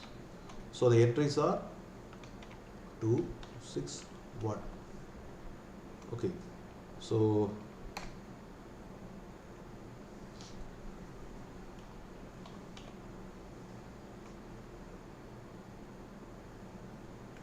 C matrix also we can construct like this. Again a column matrix. So 3, 1. But what is the need of C matrix? Sorry, that's not necessary. So now what we need to check is if this if these solutions are satisfying this equation or not. So the first row of A we know, right? The first row of A is nothing but 3, 2. We need to take 3, 2 with the first solution and see if it's less than B. That's what we want first. Okay, so 3, 2 with the first solution to see if it's a feasible solution. Here itself we can check. So otherwise, A dot how to get that first row? A dot row, I think row 1 or row 0. A dot row 1. If we ask for that is 1 minus 2. So multiply this. So that is that's row, and we can multiply with the column. I think we can multiply. Therefore, we need to take it as transpose. Will this work? I don't know. I need to check that. We need to check this thing. So so multiply with solution, right? Multiply with solution. So I'm just giving it as the name solution. So this is a solution value list. So solution value list, what is the first entry? Let us take it as a matrix for multiplying. Matrix solution value list. So this needs to be, this is what type of matrix? So you have a row and you need it as a column matrix. So you will get it as 2, 1. Okay, 0. Let us just try with this.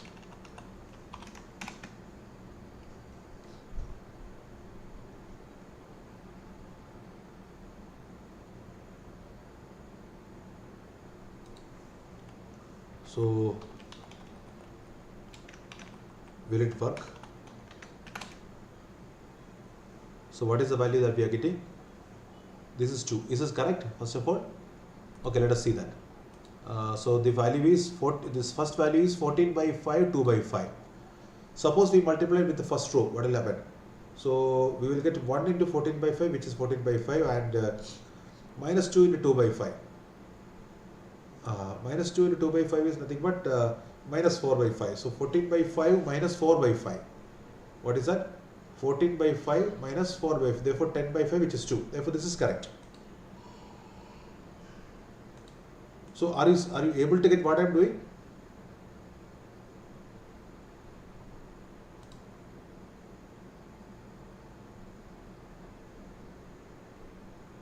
See, I am actually trying to check that if the constraints are being satisfied or not. I define the constraints as the constraint coefficients as a matrix A, the right side coefficients as a matrix B.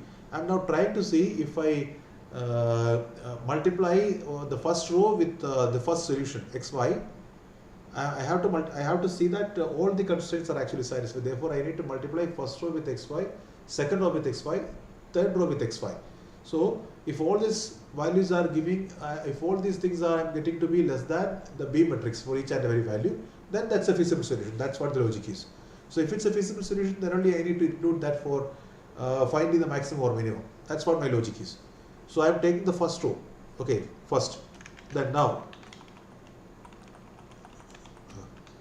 second row, first solution itself, 6, third row, which is the last one. Oh, there is no third row, sorry. This is the last one, 26 by 5. Therefore, first solution satisfies all these things. First solution is nothing but 2, 1, solution is 0. So, instead of calling this as first solution, what we can do is we can just replace it here with this.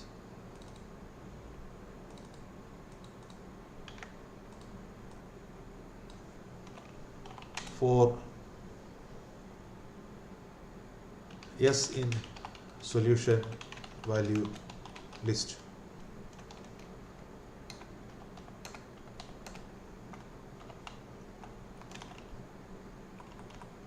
Take S.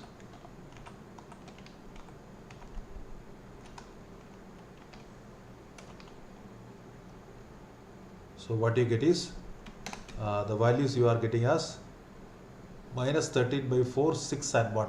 Oh, what happened now? No, the initial one is 2, 6 minus 26 by 5.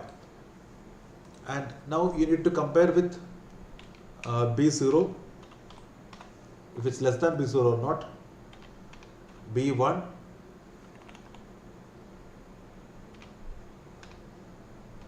B2. These are the values that we are supposed to compare. And less than or equal to, if you want to, this is what we want to check.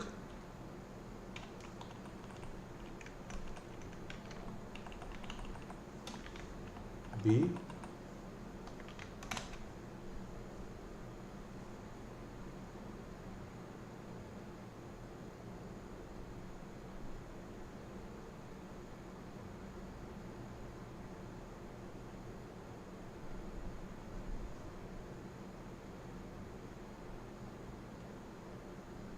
what is your B? Okay, B0 you should not use.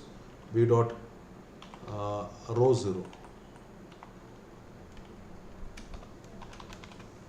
Row 0, row 1,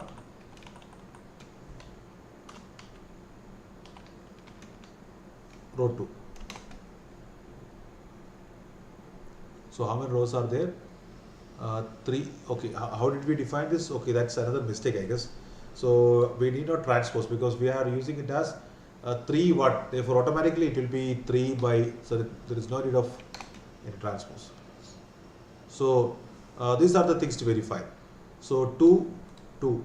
Of course we can extract this 2, 2 and we can automate even this. 6, 6. 26 by 5. No. So this solution is not feasible.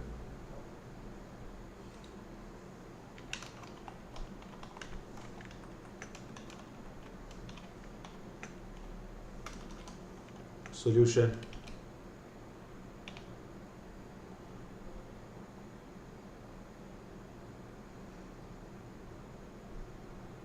yes.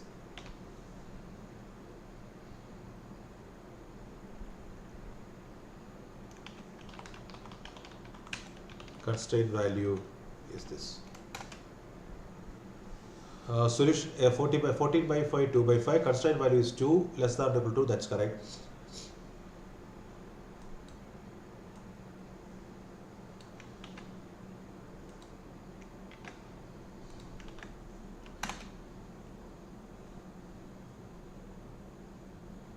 This is wrong. Therefore, 14 by 5, 2 by 5 is not a solution, not a feasible solution.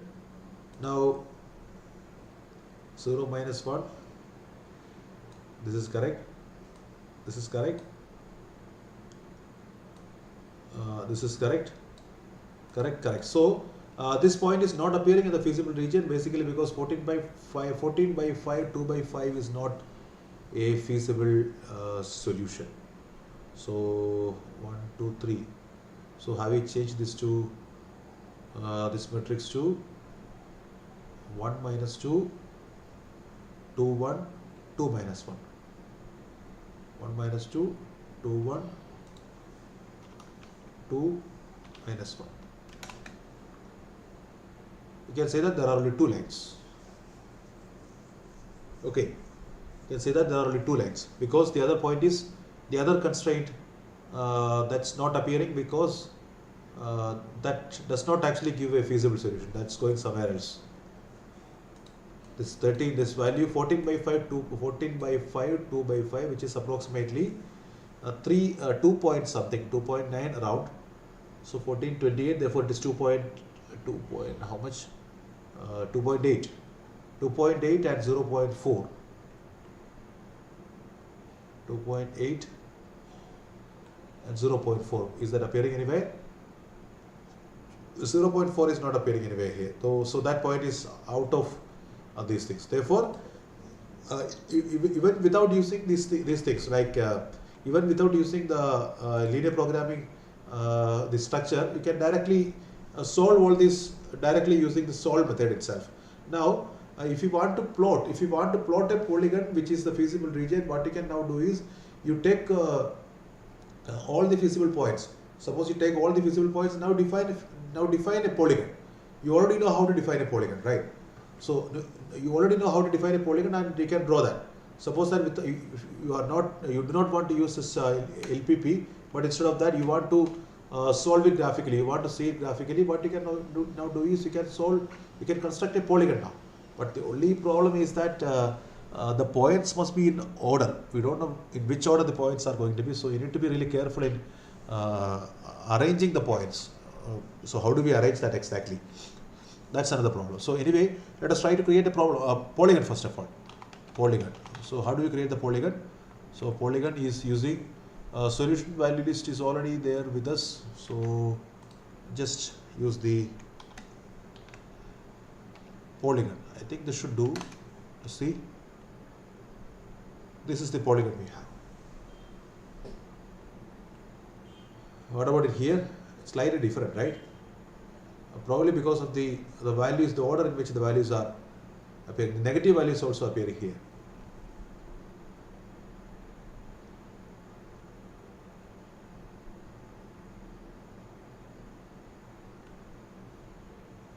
So in which order the values are appearing depends on that.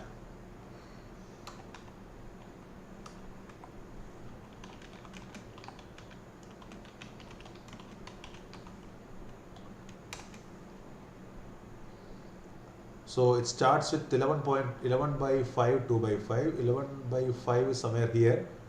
It now moves to 0 minus 1. So it now moves to 0 minus. Because of this, the problem is happening. This 0 minus 1. If 0 minus 1 is not actually present there, then it would have directly gone to. So remember that x greater than or equal to 0, y greater than or equal to 0, that's also a constraint. Therefore, the x-axis, y-axis should definitely appear there. But we are not considering that. Okay, that is another x equal to 0, y equal to 0 is also there. We are not at all considering those points. So in constraints, we need to actually add x equal to 0, y equal to 0 as well, right? Because x greater than or equal to 0, y greater than or equal to 0, that constraint is also there.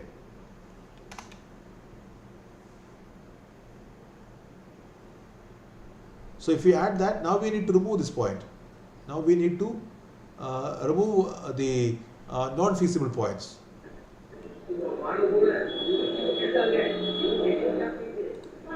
So determine if some point is feasible or not. If you find that that particular point is not feasible, what you can do is, see, inside the program itself we know how to define that if that point is feasible or not. If that point is not a feasible point, you need to remove that point. After that only you should try to plot that polygon. Even in plotting the polygon, you need to plot it cyclically in such a way that this what you call the points are coming in proper order. If the points are not coming in proper order, polygon may intersect the polygon boundary may self-intersect. If it self-intersects, it may not give the correct outline.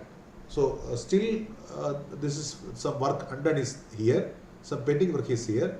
Like the first thing is that remove the infeasible points. That is really easy because we just need to use remove command from the list.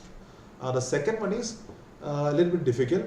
That is arranging the points in some proper order. But how do we arrange the points? How do we determine which point should come first and which point should come last? That's actually a question that we have to see. That is the only difficult part here in plotting. For solving and finding solutions, this is good enough. So these are all the feasible points that it says. Therefore, if negative points are there, just remove it first of all. And infeasible points are there, just remove them also. So this way also we can solve. This way also we can solve this linear programming problem. Now, one more thing is that if you want to get an integer solution, okay, let us just try to previously we stopped with some mixed integer programming without getting an integer solution. So here, let me just try to use that problem once again to conclude. So mixed problem, what we have seen here is we are getting the solution like 73 by 8, 35 by 8, etc. Therefore, while defining p as a new variable, we can pass the extra parameter that this is an integer. So we want integer solutions. So what are the solutions?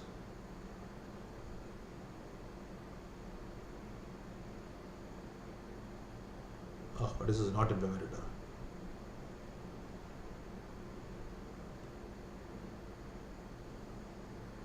Interact TLP probably is not implemented. That's probably that thing. GLPK, you try. Yeah, with GLPK it's working. Therefore, we are getting the integer solution to be 914. This what was the okay? What is the solution? P dot solve 09 4.021. Sorry. So print.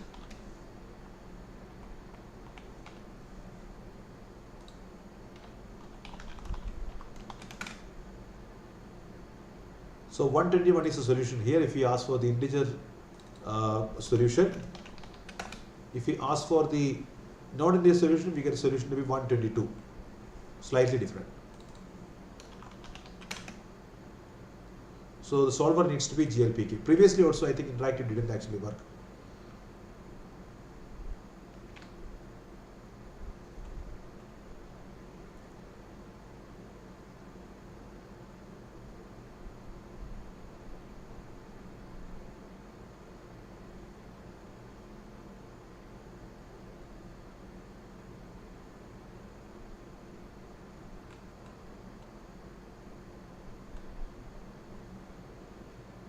Okay, but one more thing is that how do we give this? We are supposed to put some. We are supposed to give integer variables, but instead of that, suppose now that we want some of them to be integer.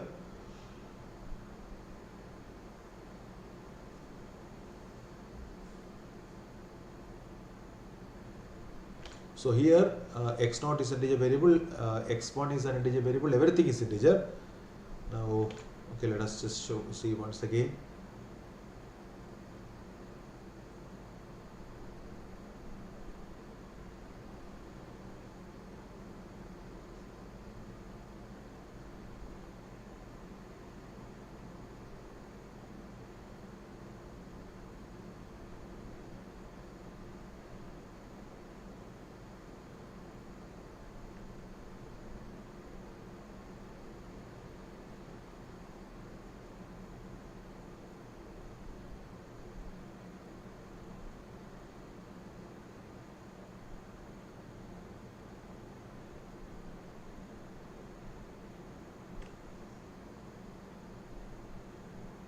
I don't actually see any option for giving the mixer, so maybe we can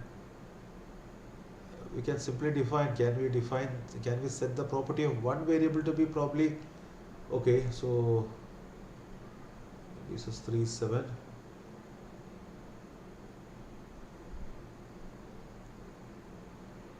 So I'm just checking how to give only one variable to be integer and the other variables to be anything. That's what I'm wondering. Maybe we can specify the indices. The indices we can specify, and using the indices we can probably give. Okay, let me just try. P new variable, X is a new variable, and if you use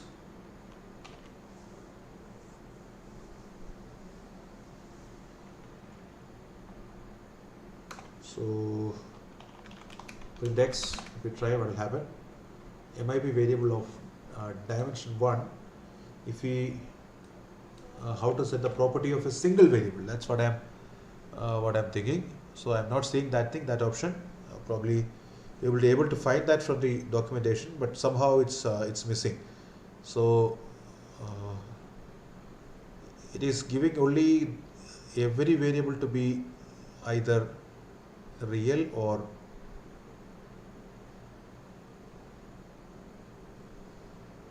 integer. Sorry, yeah, integer or rational otherwise.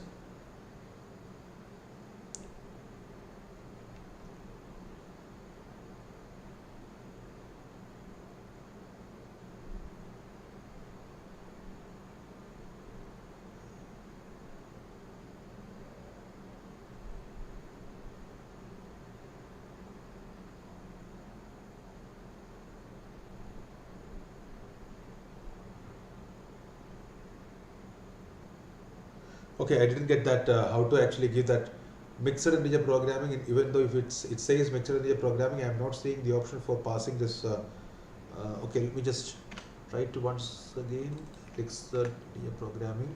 What about the documentation? What does it say? Solver, solve for this, constant generalization.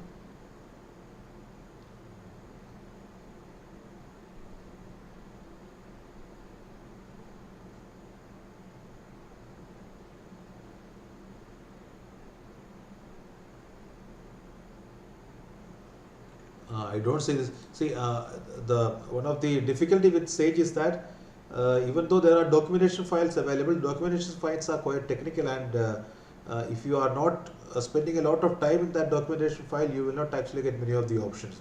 The options can be there.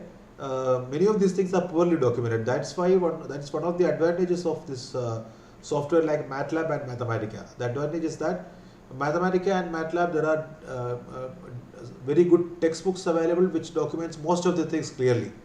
But in the case of SageMath, the problem is that many of these things are written by some mathematicians or some professionals, but they usually leave the documentations and a very good set of examples. They leave this their package without creating a very good documentation or without giving a set of very good examples. That's a problem. So we are actually left to find out all the examples, we are actually left to explore all the options in our own. That's actually one difficulty. And the other thing is this linear programming part with SageMath. What I believe is this is still not actually that much developed, but of course there are several things that we can explore and find out. But poor documentation of that actually deters one from exploring SageMath for using this linear programming part. So this mixed linear programming itself, we can find numerical optimization, you can find the documentation, but as I told, getting exactly what we want from this documentation is a little bit difficult. You need to really spend some time on that.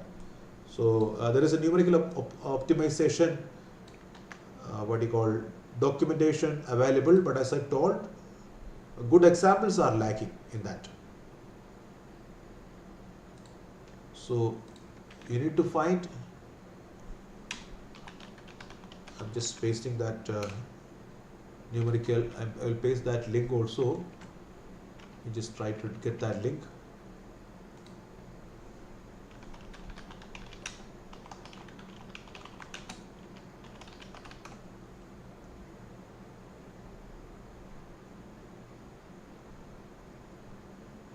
So the PDF file, I will just give you the link to that.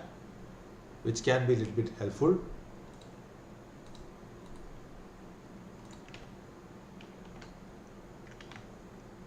That link is here.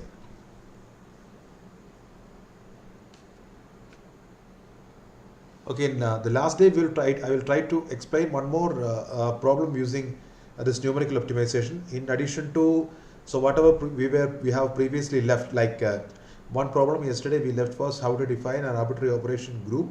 That is one thing. And in addition to that, we will try to do one more linear programming problem in the session day after tomorrow.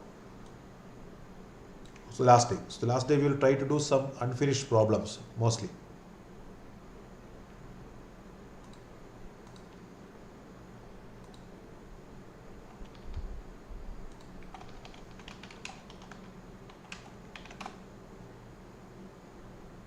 So probably we will stop today, and we have done only one type of problem actually today, but this problem we tried in two ways. One is using the directly available interactive LPP problem module in SageMath, but which actually is, as per the documentation itself, it is only for educational purpose and it is in the preliminary stages. Therefore, adding constraints seems to be a little bit difficult. The other one is mixed integer linear programming problem. And we have tried to solve without using that linear programming module. Directly also we can solve, we have seen, but the thing is that we need to tweak it a little bit, especially if you want to see the feasible region. You need to rearrange the coordinates in such a way that there is no self-intersection of this polyhedron. So I am stopping today.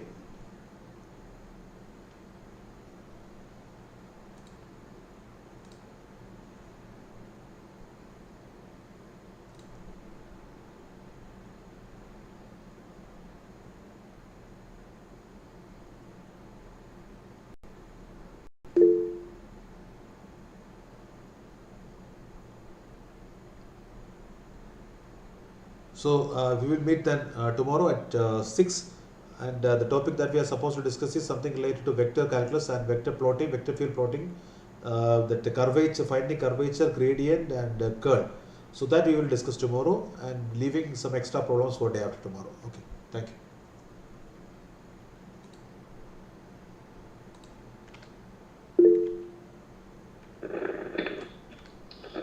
Excuse me, sir. Yes, please. Yeah, can last day we will discuss some problem related to Laplace transformation? Just let me just note down what exactly, 1 second. So if there are some problems, I can just try to focus on those things instead of choosing my own choices. So you want to see some Laplace transform related problems, right? Yeah, some Laplace transformation, yeah, it's inverse also. Sorry? Inverse. Okay. Laplace transformation and its inverse. Okay. So that is one problem. So let us fix that for the last day. And yes. One more problem was group arbitrary operations, right? Yes, sir. So what was the other thing, if anyone of you remember, what was the other thing that we tried, which was not completed or which was left for the last session? Is there anything that you remember? Or otherwise, if you have some choice, I can try to find out, I can try to explain that choice.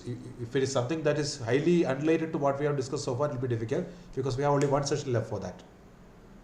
Okay, sir. If there is anything that is related to that, we can. Okay, these two problems I will keep in mind, and day after tomorrow we will be explaining this Laplace transform and Fourier series also I will try to probably include in that, because that's a related problem.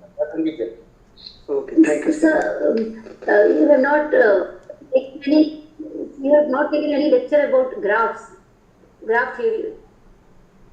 Graph theory, I am not very sure about many of these things in graph theory, but I can try to give a very minimal basic, because I have not used this graph theory module in SageMath. But of course, maybe tomorrow I can give at least a partial introduction to that. Yes. Because vector we have seen a few things. Therefore, maybe we can spend at least half an hour for graphs. Yes. Like drawing graphs given the vertices, some special types of graphs, etc. I will try to explain. Yes. Okay. Thank you very much.